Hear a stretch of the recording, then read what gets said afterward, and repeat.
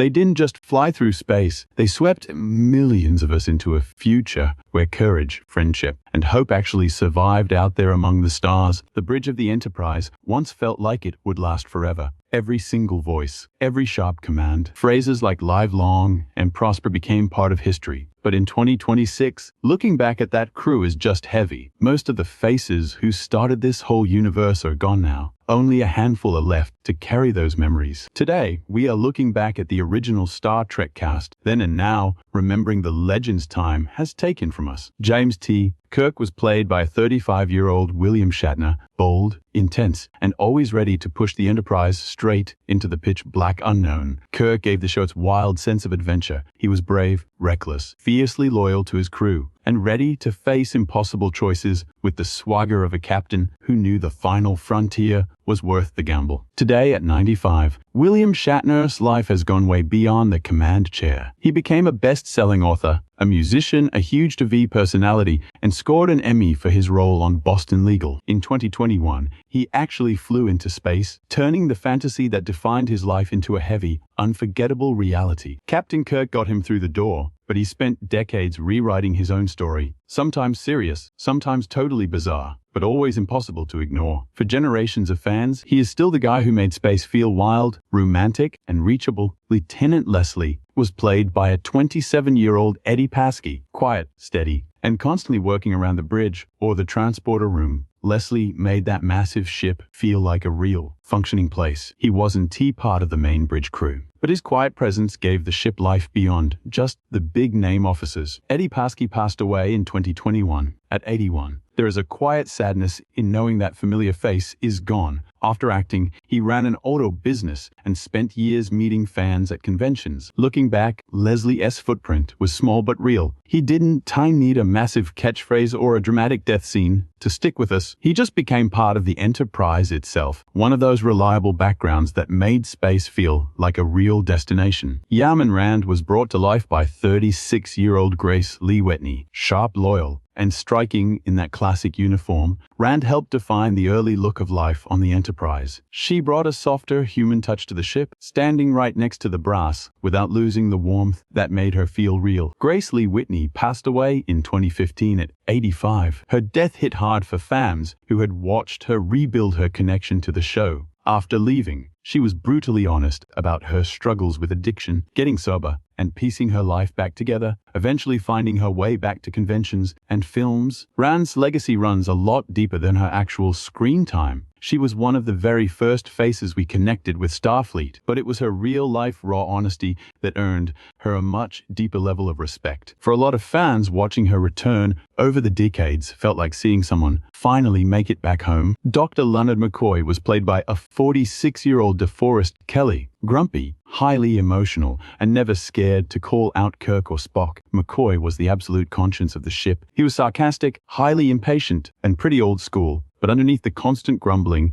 was a doctor who cared intensely about life, duty, and doing the right thing. DeForest Kelley died in 1999 at 79. His death was a massive blow to fans who saw Bones as the beating heart of that crew. Long before Star Trek, Kelley spent decades in gritty westerns and dramas, usually playing the bad guy before landing the role essential. McCoy is still essential because brought pure emotion to the hard signs. His constant bickering with Spock was funny, but it also kept the ship totally grounded. Absolute logic on one side, raw emotion on the other. With those tired eyes, dry delivery, and loyalty, Bones became the friend you would want in any crisis. Lieutenant Hikaru Sulu was brought to life by a 29-year-old George Takei. Calm, laser-focused, and rock-solid at the helm, Sulu made that bridge feel like a real unit. He wasn't the loudest guy in the room, but his quiet confidence brought discipline to the deck, showing that the future belonged to absolutely everyone. Now 89, George Takei is famous far beyond sci-fi. He became a massive voice for LGBTQ+ rights, Japanese-American history, and basic civil rights, frequently speaking on his own childhood in youth internment camps during World War II.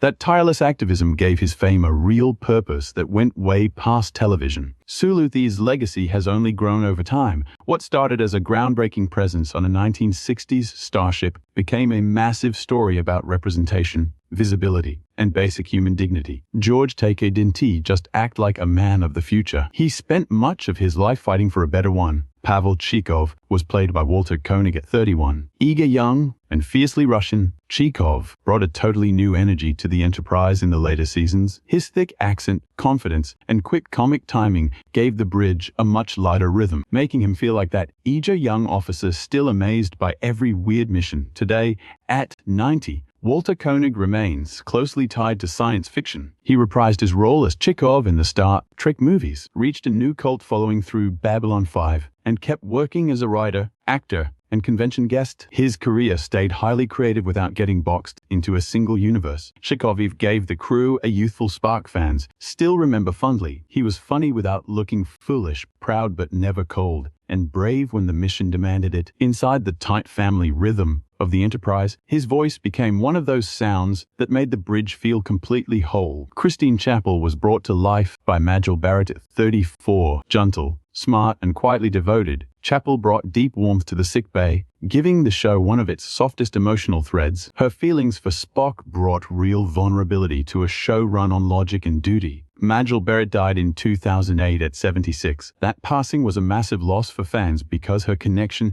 to Star Trek reached far beyond just one character. She later played Oksana Troi, voiced the ship computer across several series, and became one of the most recognizable voices in the franchise. Chapel was really just one small part of what Majel Barrett gave to Star Trek. Over time, her voice became woven into the sound of the future itself. For many, hearing her as the computer felt like the soul of the ship guiding them forward. Lieutenant Kyle was played by John Winston at 39 years old. Focused, professional, and always at the transporter controls, Kyle helped make the Enterprise feel like a real, working starship. He was one of those steady officers who gave the show routine and real movement, and that feeling that every mission depended on more than just the senior officers. John Winston passed away in 2008 at 80. His passing was a quiet loss for loyal fans who remembered him as part of the ship's familiar background. He later returned as Kyle in the Star Trek movies, giving viewers the treat of seeing a regular crewman survive beyond the original series. Kyle's role was never about big speeches or intense dramatic moments. His value lived in those quiet details, operating the transporter, following orders, and making the ship feel busy and alive. To many fans, familiar faces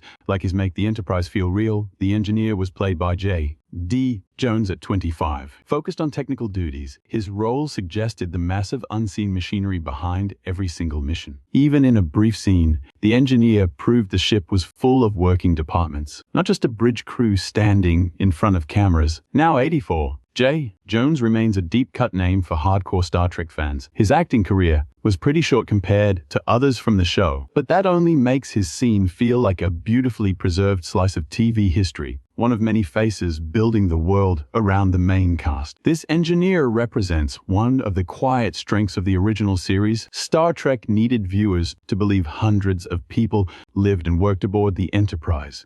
A tiny role like this built that illusion, turning a studio set into a real starship with engines, corridors, and crews, and lives stretching beyond the main story. Galloway was played by David L. Ross at 28. Alert, loyal, and always close to danger. He was a recurring Enterprise face who made the crew feel much larger than just the bridge officers. His presence gave the ship real continuity, like viewers were passing familiar faces in the corridors from one mission to the next. Today, at 87, David L. Ross is still warmly remembered across the Star Trek fan community. His convention appearances gave Galloway a whole second life, turning a background crewman into a name that longtime fans recognized. Few shows have ever made minor background roles feel so personal to their audience. Galloway shows how deeply fans connected with the Enterprise as a whole. A background character didn't need a famous catchphrase or huge storyline to feel like family. He only had to look like he truly belonged on that ship, standing watch while the final frontier unfolded around him. The announcer was played by Bart Laru at 34. Heard way more than seen, his deep,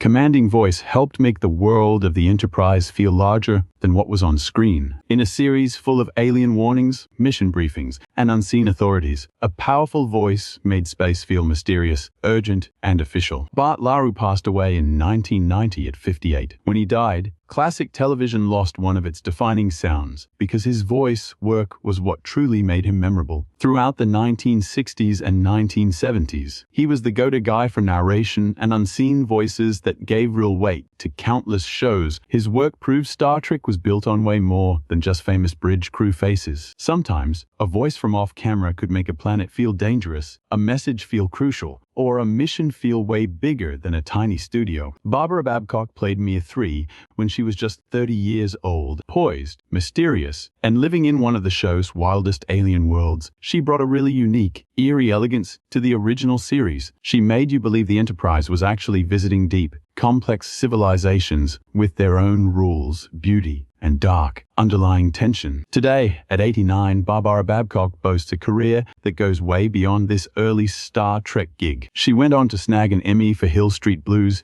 and won over a whole new generation on Dr. Quinn. Medicine Woman, she built a massive TV legacy spanning dramas, westerns, and character work. Still, fans love looking back and rediscovering her as Me 3. A guest spot might last just one episode, but in the Star Trek universe, even a minor alien character could leave a permanent mark on both the actor and the fandom itself. James Doohan took on the iconic role of Montgomery Scotty Scott at 46, loyal, fiery, and constantly nursing those engines. Scotty became the ultimate safety net whenever the Enterprise was pushed to the absolute edge. His pride, his panic, and his miracle-working engineering made the engine room feel just as vital as the captain's bridge. Doohan passed away in 2005 at 85. Losing him felt devastating to fans, mostly because Scotty truly was the absolute soul of that ship. Long before acting, Doohan fought in World War II and was even wounded on day, a real-life grit that made his on-screen warmth feel incredibly genuine. Scotty was far more than an engineer. With a thick Scottish accent, he was the heartbeat below deck, screaming about blown engines and impossible repairs, fighting to give the ship everything she had.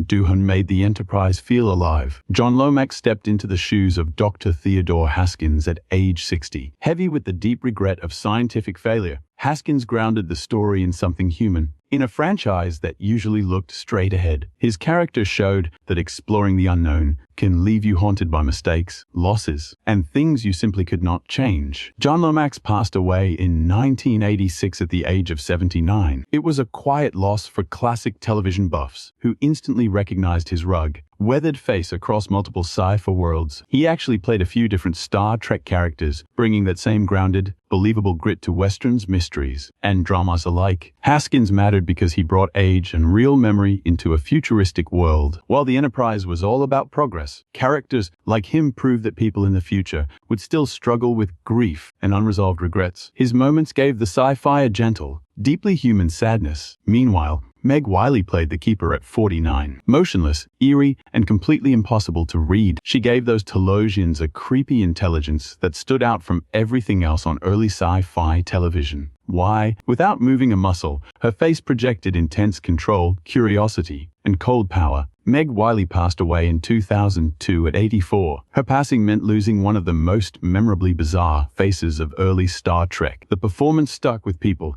because while we saw her face, another voice was dubbed over it, creating a truly haunting, mismatched alien presence. The Keeper didn't need physical action to seem dangerous. A single, icy stare made it clear her mind was older and far more powerful than any human. In a universe packed with swaggering captains and giant starships, she proved that quiet stillness can be more unsettling than a phaser battle. Janos Prohaska played the anthropoid ape at 47. Buried under heavy creature makeup, he brought one of the show's weirdest aliens to life using physical performance instead of spoken lines. His performance came from the gritty, handmade era of classic science fiction. A time when pure imagination had to pick up where technology fell short. Prohaska died in 1974 at 54. His death cut short a highly specialized career built almost entirely on physical acting and creature suits. Way before digital effects, he used incredible body control and pure patience to make heavy, suffocating rubber suits look and feel completely alive. His story reminds us how intensely physical early sci-fi really was. Long before computer graphics, alien worlds relied on actors willing to disappear inside heavy masks just to build a presence. Prohaska turned cheap production limitations into monsters that fans still talk about today. Adam Rourke played Chief Petty Officer Garrison at 29. Sharp, disciplined, and fitting perfectly into Starfleet Command, he gave the Enterprise another much-needed, grounded human face. It was a minor role, but it really helped flesh out the crew of officers, specialists, and everyday crew members who kept the ship buzzing beyond the main bridge. Adam Rourke passed away in 1996 at 58. His passing was a real blow to fans who loved the character actors of 1960s television. Outside Star Trek, he was best known for gritty biker movies and counterculture flicks, giving his career a rough edge far from the polished future of Starfleet. Garrison reminds us just how many different worlds crossed paths in the original series. An actor might grab a quick scene on the Enterprise, then vanish into a completely different corner of American pop culture. That raw mix of faces connected Star Trek to the wider television landscape of the era. The Metron was played by Vic Perrin at age 51, calm, distant, and almost godlike in judgment. The Metron gave Arena a real moral weight beyond that famous fight between Kirk and the Gorn. His presence turned a basic monster battle into a heavy question about violence, mercy, and whether humanity was actually ready for space. Vic Perrin passed away in 1989 at 73. His loss was felt deeply by classic sci-fi fans who knew his haunting voice as much as his face. As the control voice from The Outer Limits, he gave another legendary sci-fi series its chilling, unforgettable opening. The Metron stayed iconic because he sounded totally detached from human emotion. He did not need to scream or move to project sheer power. Using cold judgment and detached authority, Perrin turned a highly physical, action-packed episode into a profound moral test. Lieutenant DePaul was brought to life by Sean Kinney. At just 22, young, sharp, and glued to his station, DePaul made the Enterprise feel like a real military ship at work. Like other supporting officers, he gave the ship continuity, letting viewers step right into an active command center already in motion. Today, at 82, Sean Kinney holds a truly unique spot in early Star Trek lore. Beyond playing DePaul, he also portrayed the brutally injured Captain Pike in that original pilot footage, giving him a bizarre double connection to the franchise. For die-hard fans, his face belongs to both the show's pilot and its everyday bridge crew. DePaul was never the focus of the story, but his quiet presence built the lived-in world around the main stars. The Enterprise felt real because of faces like his, just background officers watching panels, taking orders, and making the final frontier feel busy, disciplined, and totally authentic. The iconic Gorn was played by Ted Cassidy at age 34, heavy, brutal, and physically intimidating. The Gorn made Arena one of the absolute best creature features of the original run. Underneath that heavy lizard suit, Cassidy's massive frame gave the alien a physical threat that made Kirk's battle feel sluggish, desperate, and primal. Ted Cassidy passed away in 1979 at just 46. It was an incredibly early loss for fans who loved his massive screen presence. Most people actually remember him as Lurch on The Addams Family, where his towering height, rumbling voice, and perfect deadpan timing made him iconic in a completely different classic show. The Gorn became a legend mostly because of its sheer simplicity. No high-tech effects, no digital gear monsters, just a rocky desert, a lizard adversary, and Kirk forced to outsmart raw violence. Cassidy made the creature legendary without showing a single human expression. Captain Christopher Pike was played by Jeffrey Hunter at 39. Serious, quiet, and clearly weighed down by command, Pike gave the original pilot a much more haunted and introspective captain. He lacked the theatrical, swashbuckling style Kirk brought later. Pike's power came from a quiet wariness, discipline, and a deep questioning of what leadership truly costs. Jeffrey Hunter died in 1969 at 42. His sudden passing was a devastating blow to those who saw his massive raw potential. Before ever boarding the Enterprise, he starred in Hollywood blockbusters like The Searchers and King of Kings, bringing the heavy presence of a true golden era movie star. But Pike's legacy really grew after his first appearance. What started as an unbroadcast pilot role eventually became one of the key pillars of Star Trek lore. Through Hunter's quiet intensity, fans glimpsed a completely different path the show could have taken. More solemn, isolated, and deeply human. Vina was played by Susan Oliver at age 34. Fragile, mysterious, and caught between fantasy and real agony, she gave the cage its most haunting emotional anchor. Vina was never just a pretty face in a bizarre alien world. She was a survivor enduring crippling loneliness inside a reality built to mask her pain. Susan Oliver passed away in 1990 at 58. Her death was incredibly tragic because her real life was so brave, off-camera. She became a pioneering female pilot, flew solo across the Atlantic, and later directed television, proving her real life was just as bold as the science fiction world she inhabited. Vina stayed with fans because her sadness felt genuine beneath the illusion. Beneath the beauty was a woman trapped between everything she lost and what she needed to keep going. Her character gave early Star Trek a deep sense of loneliness that still hits hard decades later. Commodore Jose Mendez was brought to life by Malachi Throne at age 37. Formal, controlled, and locked into the mystery of Captain Pike, Mendez gave the menagerie the vibe of a Starfleet inquiry where duty and loyalty pulled in opposite directions. His steady authority made the whole thing feel less like a simple flashback and more like a heavy debate on duty, truth, and compassion. Malachi Throne passed away in 2013 at the age of 84. His death was a genuine blow to classic sci-fi fans, especially anyone who knew how much his deep voice and presence shaped those iconic genre roles. He also showed up in Batman, Mission Impossible, and eventually Star Trek: The Next Generation, while also voicing the Keeper in that first pilot. Mendez became central to one of the smartest bits of storytelling in Star Trek history. Through him, unused pilot footage became a tense courtroom drama about friendship, sacrifice, and doing what is right even when Starfleet rules strictly forbid it. Lieutenant Uhura was played by the incredible Nichelle Nichols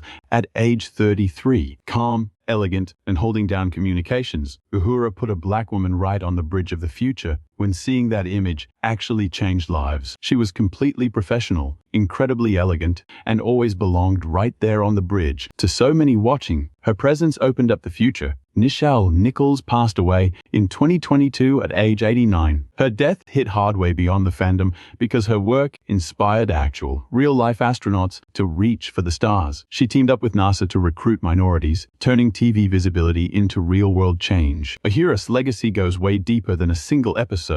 She showed millions of people that the future had room for everyone, especially those usually left behind. With just one steady voice at the comms, Nichelle Nichols made Star Trek's hopeful vision of tomorrow feel completely attainable. Meanwhile, Mr. Spock was played by Leonard Nimoy at age 35. Controlled, logical, and deeply fascinating, Spock made being a total outsider look cool. As half human and half Vulcan, he balanced the fight between logic and feeling with every raised eyebrow and heavy silence. Leonard Nimoy passed away in 2015 at the age of 83. For fans everywhere, losing him felt like parting with one of the most defining faces in science fiction history. Strip away the pointed ears, and Nimoy was a director, photographer, writer, and musician, carving out a deep creative life. Spock became an icon for misfits and those caught between two worlds. Nimoy brought dignity, dry humor, and a quiet edge to the role, turning a simple science officer into a legend. Decades later, "Live long and prosper" still feels less like some cheap catchphrase and more like a genuine blessing. Thanks for watching and subscribing to explore more